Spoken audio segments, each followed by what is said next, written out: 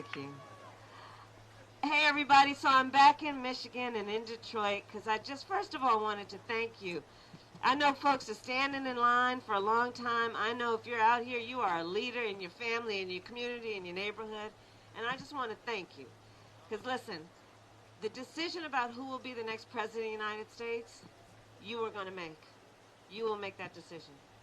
You know, in Michigan, the last election for president in 2016, the outcome of that election was decided on average by 2 votes per precinct in Michigan. 2 votes. Can you imagine?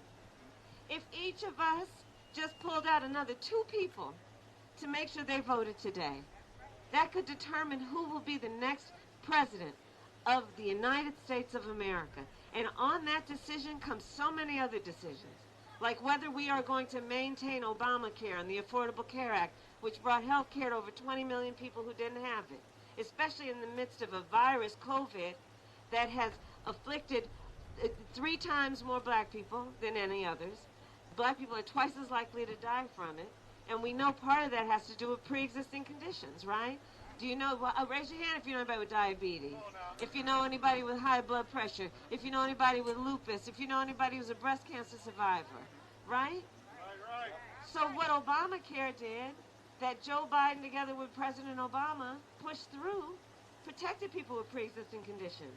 The other choice for president is trying to get rid of it. It's in court right now suing to get rid of it. These are the kinds of decisions that are in front of voters right now, very clear decisions. And so I'm here to thank you all, to ask you to remind folks to come and vote. The polls close at 8 o'clock today.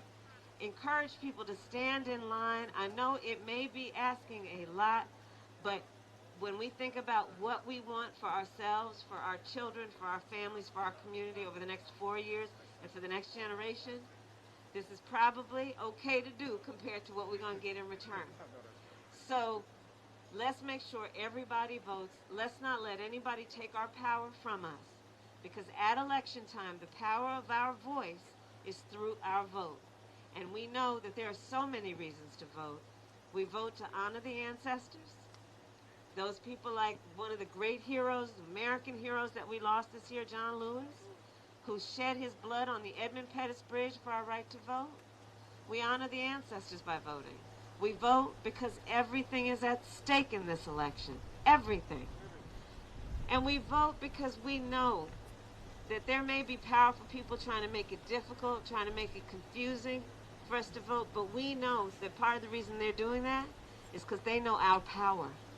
They know when we vote, things change. They know when we vote, we win. We win. We win. We win. So let's make sure everybody votes. Let's not listen to anybody trying to mess with us and confuse us about it. Today is election day, not tomorrow. Today is election day. The polls close at 8 o'clock, not at 9 o'clock. So let's make sure everybody knows the truth. Let's speak with the truth, and let's walk with our feet to the polls and get this thing done. Thank you, Detroit. Thank you very much.